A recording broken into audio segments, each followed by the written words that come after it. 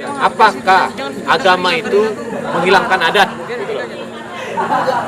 Enggak, ini menarik. Ya, kalau aku ya. Ya gimana, Pri? Aku perspektifku tergantung dengan orangnya. Kemudian kedua tergantung dengan apa-apa saja yang menjadi ajaran di agama tersebut. Nah, kalau aku sendiri kan, terutama karena aku merasa dan aku juga hidup di lingkungan yang beradat dan beragama, karena ada beberapa bukan ajaran ya, tapi adat istiadat yang memang bertentangan dengan agama. Itu kami tidak dijalankan lagi. Nah, dan artinya tetap untuk adat istiadat yang tidak bertentangan dan memang bisa kita pelihara sampai sekarang. Kan gitu.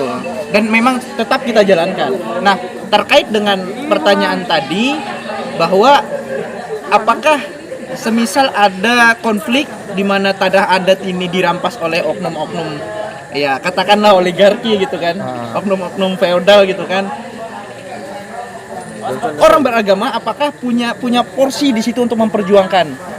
Nah, kalau menurutku tergantung apa? Kita lihat lagi konteksnya seperti apa. Karena saya rasa yang bersinggungan dengan adat, yang bersinggungan dengan agama, kalau yang bersifat baik untuk dipertahankan, baik itu dari sisi agama dan juga dari sisi adat, ya welcome kita pertahankan. Tapi dalam hal ini adalah oknum yang selalu menjual nama agama, oknum yang selalu menjual nama adat untuk keuntungan pribadi. Itu yang kita lihat. Kalau misalkan itu yang dipergunakan, aku nggak hanya bawa agama, bawa adat pun aku nggak mau bantu, kan gitu. Tetapi kalau memang pure ingin menjaga tanah adat, karena tanah adat itu warisan dari leluhur yang perlu kita pertahankan. Jangankan agama, secara adat pun gue perjuangkan itu barang, kan gitu istilahnya. Karena terutama aku di Muslim ya, ada ayat yang menyatakan seperti ini, khairun nas anfa'uhum linnas. Sebaik-baiknya manusia adalah yang berbuat baik kepada orang lain. Nah, artinya kan di dalam agama sendiri pun kalau memperjuangkan hal-hal yang katakanlah mereka ditindas, itu tidak hanya secara adat tapi secara personal pun, karena memang mereka ditindas, itu ya welcome kita sama-sama perjuangkan gitu loh. Itu segala perspektif aku. Nah, gimana Christmas? Kalau aku begini ya, aku lebih pada mungkin akan susah ditangkap kawan-kawan, mungkin akan tersinggung juga. Bagiku agama mengekspansi budaya dan adat. Kenapa aku bilang seperti itu? Konteksnya budaya dan adat lahir di tanah kelahiranku, sedangkan agama itu lahir di Timur Tengah, sehingga mempengaruhi budaya. Tapi apakah adat dan agama itu tidak memiliki nilai yang baik, nilai sama yang baik? Memiliki sama-sama memiliki norma yang baik, nilai yang baik. Tapi kata ekspansi ini tidak langsung kita gunakan bahwa langsung menghilangkan seluruhnya ya. Tidak, ada yang seperti terganti, ada yang teralihkan. Tapi ada orang yang tetap mempertahankan, seperti orang-orang yang menganut kepercayaan adat kita, budaya kita. Nah, ini orang yang tetap mempertahankan. Apakah mereka kita anggap salah, memiliki nilai? Enggak, mereka tetap benar. Apakah aku yang Kristen menganut nilai keagamaan Kristen? Salah.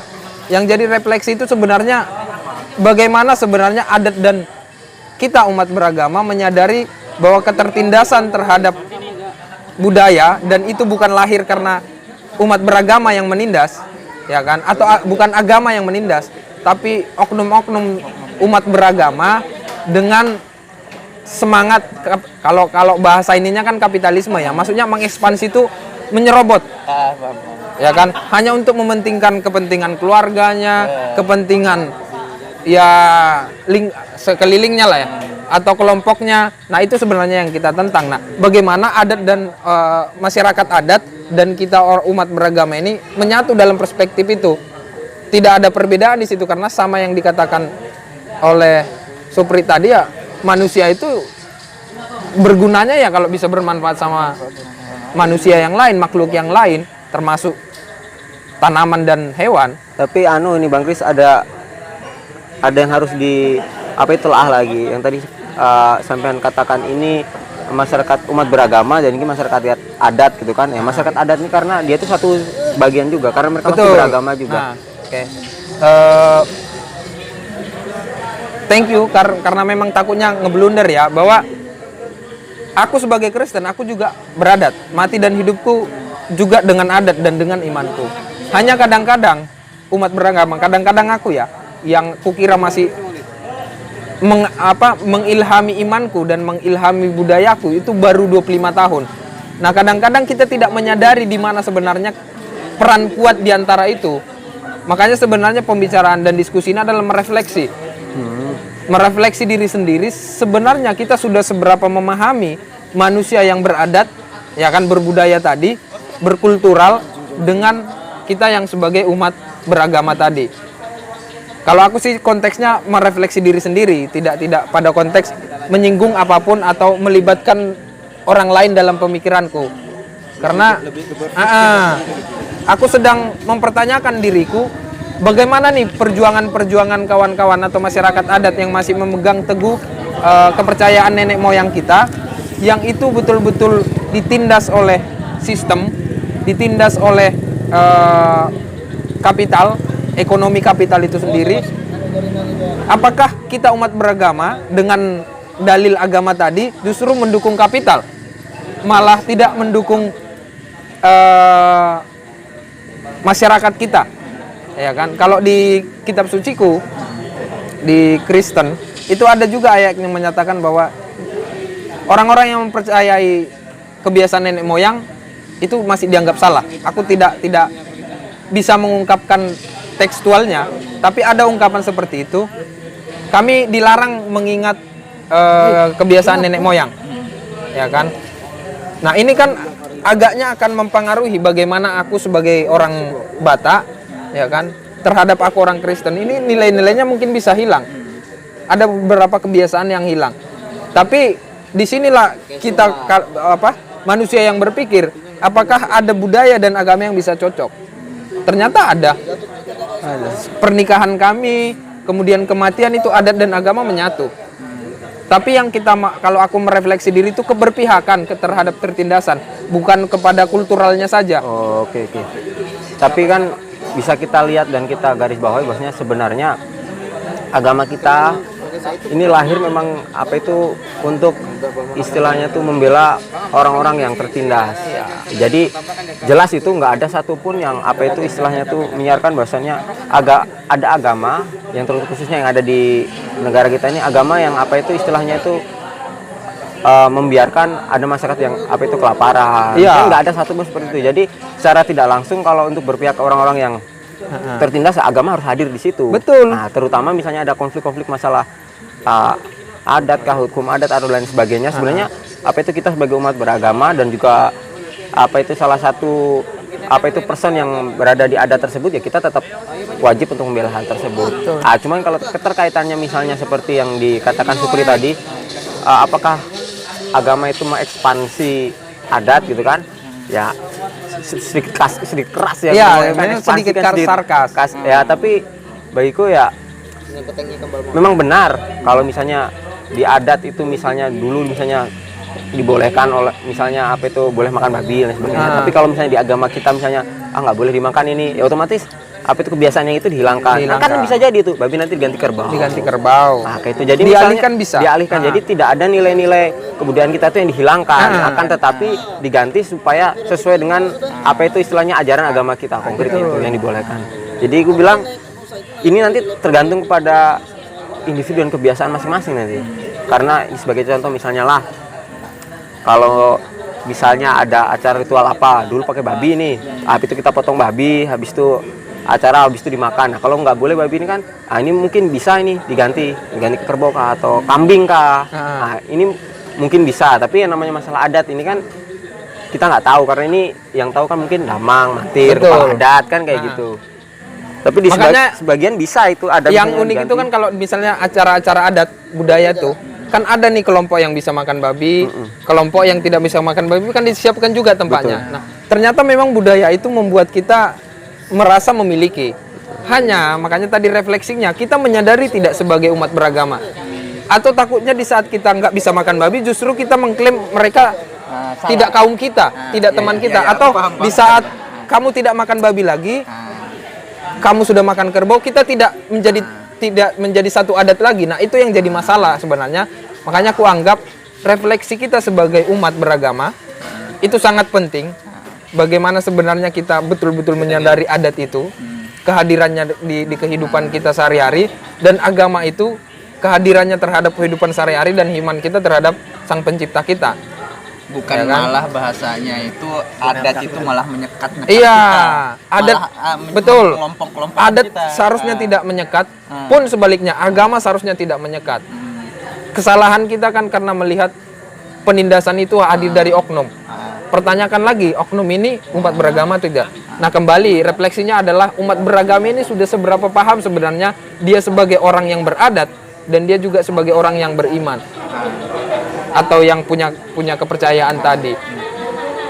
Karena masalah agama, masalah adat yang berbeda itu kan punya kamar dan porsinya masing-masing. Betul. Gitu ya Bang ya. Tetapi masalah kita berbuat baik atau berbuat yang bermanfaat untuk orang lain itu punya porsi tersendiri tanpa Iya. harus mengganggu adat dan agama. Bahkan Gus Dur sendiri pun bilang kayak gini Bang, ketika kamu berbuat baik tidak ada yang mempertanyakan agamamu apa, kan gitu.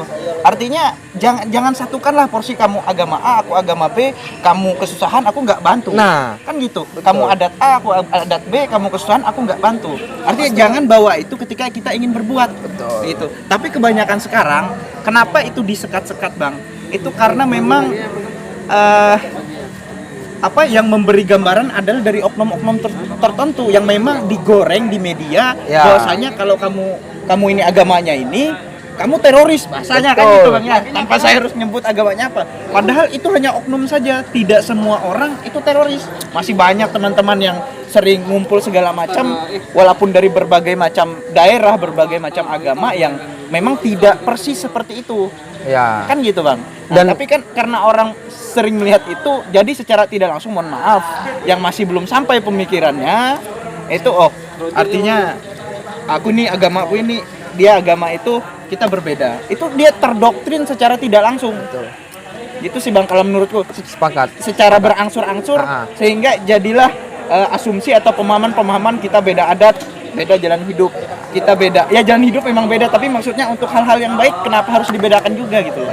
Makanya kan kita nelisik siapa yang membuat kita terkotak-kotakan, ya kan? Siapa yang akhirnya membuat kita seperti berbeda? Itu yang pertama. Kemudian kedua, siapa yang mendukung kita tetap terkotak-kotakan gini? Seperti jadi horizontal, ya kan? Seakan-akan kita berbeda. Nah, ini kan ada, pasti ada yang berperan di sini. Nah, makanya aku bilang tadi kan penindasan itu selalu hadir dari adanya yang berperan. Kalau aku sih kenapa asik membahas adat dan agama, ya kan? Karena konsep perjuangannya sama, itu tujuannya sama, hanya kita terkotak-kotakan dan dijaga tetap seperti ini. Kita telisik pendidikan kita, ya kan? Sistem pendidikan kita gimana sebenarnya memperkuat eratnya agama dan adat itu? Tapi gini Bang Kris, Kan nggak ada. apa itu berbeda adat itu kita bisa bersatu. Misalnya pernikahan ini biar beda adat, dari mana aja adatnya, sukunya apa, itu bisa ini menikah. Tapi kalau berbeda agama itu yang tidak dibisakan. Nah, aku rasa yang apa itu istilahnya untuk konteks kebersatuan, nah, itu ada di situ aja perbedaannya. Tapi ini kan urusan rumah tangga masing-masing ini ya. Nah, rumah tangga masing-masing. Ini konsepnya ke pernikahan kah? Ya ke pernikahan. Oh, ke pernikahan. Seperti yang Anda Oke, rasakan oke. misalnya ini sampaikan. Jadi dia ini bahas Kalau beda pernikahan. adat itu masih bisa ini, asalkan satu agama. Itu nggak ada yang larang. Betul. Ya kan, dalam agama kita misalnya kan sama agama kita nikah walaupun dia dari adatnya Banjar kah, Jawa kah, apa nggak apa-apa aja. Tapi kalau sudah bersangkutan beda agama, apa itu yang nggak bisa. Nah, saya kira yang apa itu yang nggak bisa dipersatukan dalam konteks misalnya agama dan adat cuma itu toh. Nggak Ya. bisa menyatukan kita gitu loh. Walaupun ini sama adat ini kan, tapi kalau beda agama kan itu nggak bisa juga. Nah, bedanya cuma di itu toh. Kalau yang di lain daripada itu Karena bisa semua. Hadir pernikahan semua. tidak ada ketertindasan. Betul. Nah, Karena keberpihakan kita tadi bersatunya itu soal penindasan. Iya, Wah, betul. pernikahan Iya. itu Masa Ya. saling menindas kita Aku menikah? belum selesai ngomong. Terus Bedanya cuma di pernikahan, Tok. Betul. Tapi kalau kita berbicara masalah ketertindasan, habis itu apa itu orang-orang yang termarginalkan apapun, ya agama tetap hadir di situ. Karena sekali lagi kita orang beragama itu nggak ada satupun agama yang seperti aku bilang tadi, nggak ada satupun agama yang mengajarkan kita untuk nggak membela orang-orang yang lagi kesusahan. Iya. Ya konkretnya kita harus hadir. Nah, makanya ada istilah kayak gini. Banyak Apa-apa? orang yang ingin dekat, gimana ya, lupa. Banyak orang yang mengatasnamakan agama malah mencari dosa. nah, Kan gitu istilahnya. Contohnya.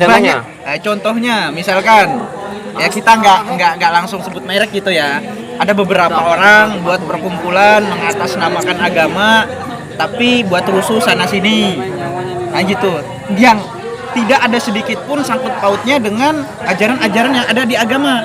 Oke. Itu contoh Ngaku, kecilnya. ngaku. Bahkan tidak tahu bahkan yang niatnya rusuh itu untuk ya mengkerdilkan yang berbeda pemahaman dengan mereka, ternyata tahu-taunya korbannya malah yang seagama. Betul. Kan gitu. Kan kita nggak tahu. Contohnya, contoh kecil lagi. Bukan contoh besar ini ya. Kamu ngebom di hotel misalkan. Kita nggak tahu ini agama apa, itu agama apa, itu agama apa. Ya. Siapa tahu di hotel itu banyak juga yang seagama dengan dia yang ngebom. Kan gitu. Nggak ada kan ngabsen dulu kamu agamanya apa? Iya. Nggak ada kan? Kalau banyak Nah, ini itu ku bom nih, ya itu contoh nggak ada juga. ada juga contoh kecilnya kayak gini lah. Misalnya aku bercita-cita ke Yerusalem, ya kan perjalanan agama, spiritual aku bilang. Tapi tetangga aku ternyata nggak bisa makan. Mau itu agama apapun, aku tetap merasa bahwa aku tidak menjadi umat agama yang baik. Aku sepakat. Iya kan? Sekali. Bercita-cita mengumpulkan duit, tapi ternyata tetangga aku tidak kupikirin. Masih banyak yang kelaparan Ah. kan. Bahkan anaknya nggak bisa sekolah. Makanya kan? dulu di negara kita ini ada istilah mabuk agama. Maka kembali lagi ternyata kita betul-betul harus merefleksi bagaimana sebenarnya kita menjadi umat beragama itu sendiri. Walaupun Supaya aku kita nggak- tidak mabuk. Walaupun aku nggak sepakat dengan kata-kata mabuk agama itu. Kalau orang yang sudah mabuk agama, harusnya tidak bisa dia melantarkan orang yang seperti itu. Konkretnya kayak gitu, Bang. Oh, gitu Karena dia sudah memahami konsep agama itu. Kalau kata mabuk itu kan diistilahkan orang nggak baik. nggak baik. Nah, Ya, tapi kalau orang yang kalau benar-benar dia udah mabuk sudah agama, memahami agama, iya. aku Atau candu ya. Ah, candu kalau dia agama. udah candu agama, katanya udah tahu, dia harusnya nggak mungkin ada membiarkan misalnya, aduh, tetanggaku sekalinya ada yang kelaparan. Iya. Bahkan kalau sampai tetangga itu ada yang kelaparan kita nggak tahu, harusnya kita yang berdosa. Berarti kita nih kurang apa itu mengetahui sekeliling kita. Nah, kalau saya pribadi kan seperti itu, dan harusnya konsep dalam kita beragama ya seperti itu. Nggak memandang itu dia itu dari agama apa. Ketika dia kesusahan, ya dia adalah bagian dari kita juga. Bahkan Karena bahasanya gini ya, kalau misalkan kita masak nih, terus hasil masakan kita mau kita kasih ke saudara kita yang rumahnya dekat dengan kita, tapi pada saat kita bawa masakan, itu tetangga kita nyium baunya, kita harus ngasih kita dia. harus ngasih. Iya. Karena dia udah nyium bau masakan kita kan Betul gitu. sekali. Karena Itu budaya. Iya kan? Itu budaya. Istilahnya dia sudah neguk liur Nah, gitu loh. akhirnya kan kita bisa menyambungkan tapi di peran agama budaya kita terhadap diajarkan itu kan, agama Bang. tadi. Memang. Tapi di agama kita juga diajarkan itu, Bang. Nah, ini aku bilang ada korelasinya antara agama dan budaya itu.